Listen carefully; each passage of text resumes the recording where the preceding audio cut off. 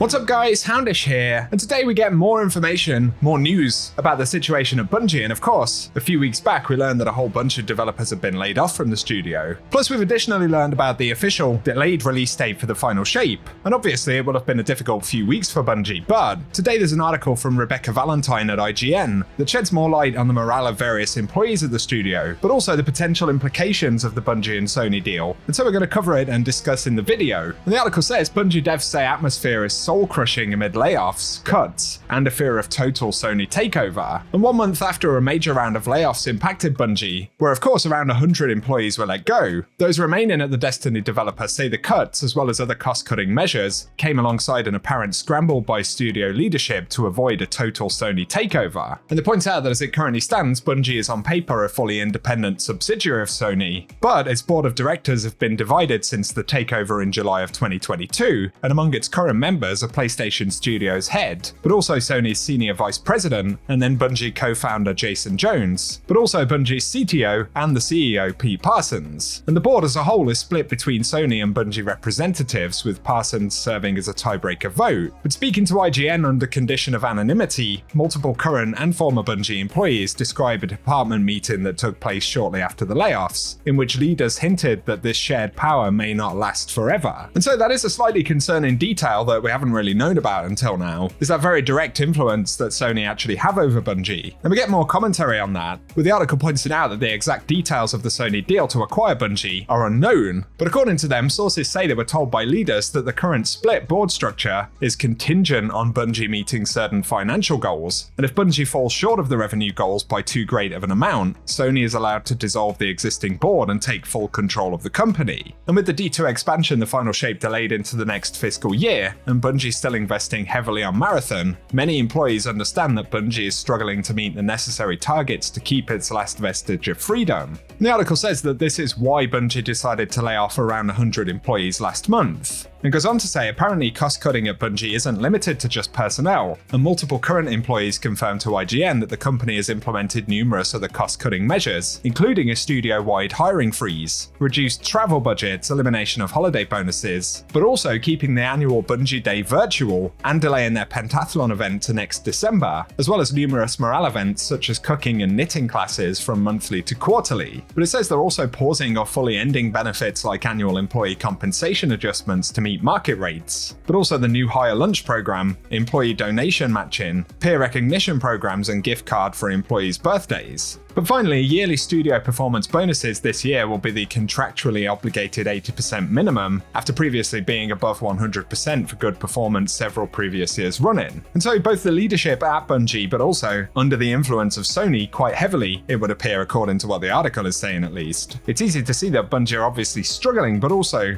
that on top of the layoffs, it's having a pretty big impact on anyone still working at the studio. And the article says it's resulted in a massive decay in morale within the company according to IGN sources, one of whom told us that the mood within the studio has been soul-crushing over the last month. But the article also describes indifference, flippancy, and hostility coming from management at Bungie towards staff in the days and weeks following the layoffs. And devs, according to the article, have also said that it's been reiterated across multiple meetings that they couldn't guarantee there wouldn't be more layoffs, and layoffs were even described as a lever that the company would pull again. And there's a quote here from one source to IGN: "We know we need the final shape to do well, and the feeling in the studio is that if it doesn't, we're definitely looking at more layoffs." And it's obvious that this will be creating a horrible atmosphere for people to have to work in. But also as players, we can imagine the potential fate for Destiny if the final shape doesn't perform the way it needs to. But finally in this article, it says another anxiety source discussed with us is that many of the reductions made at Bungie were part of a broader move toward outsourcing, and multiple individuals across various departments said that they'd heard discussions within their teams of plans to increase outsourcing both before and in the wake of the layoffs. And one of the areas where that's become a reality is in quality assurance, but it points out that typically Bungie have an army of in-house embedded QA testers, and that various members of the QA team had even seen departures of staff in the months before the layoffs, despite QA seeing increasing workloads and responsibilities. But finally, it says that in a year that will go down in gaming history due to the sheer number of layoffs and studio closures, because of course it's affected a lot of studios and different titles, But Bungie's situation nonetheless stands out, and not for good reasons. And in the wake of an acquisition that shocked many Bungie employees we've spoken to, the article says, it seemed out of character with the studio's independent streak, and it feels to many like all of that's falling apart, with beloved colleagues laid off, benefits vanishing,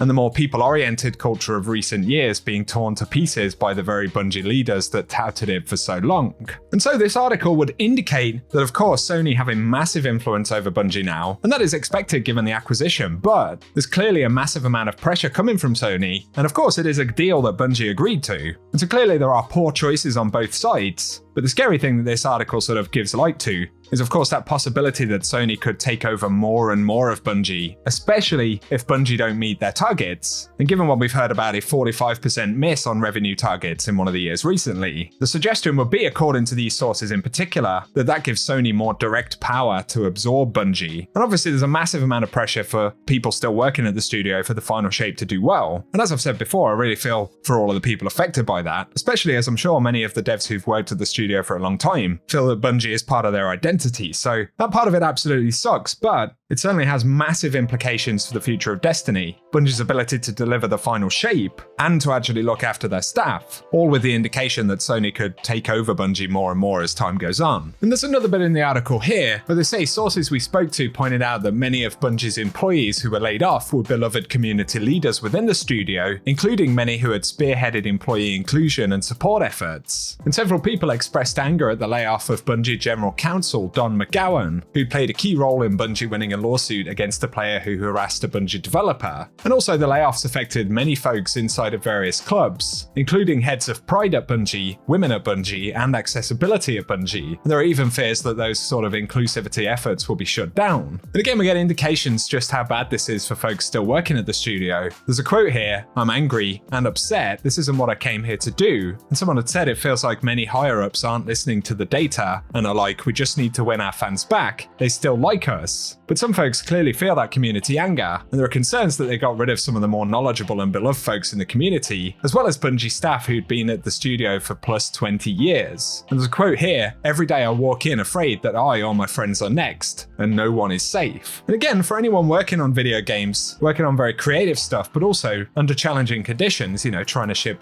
the best possible Destiny expansion, for example, I can imagine it must be incredibly difficult to do that work and to be passionate about that work under these kind of circumstances. But again, many of us in the community are aware the vast majority of people who work on Destiny want it to be the best possible game. But obviously the leadership at the studio, and now under the influence of Sony, there are a lot of decisions being made that don't benefit Destiny. It's certainly worrying, guys, but as we've seen with this article, this situation is certainly going to continue to develop in the months that lead up to the final shape and beyond that. So that's all I really want to say today, but give us your thoughts down below in the comment section. I'll also link the full article if you want to check it out. Of course, IGN are generally pretty reliable in terms of sources. And so yeah, it's certainly not a good news day for Bungie once again. For now though, I appreciate you tuning in, and I'll catch you guys very soon.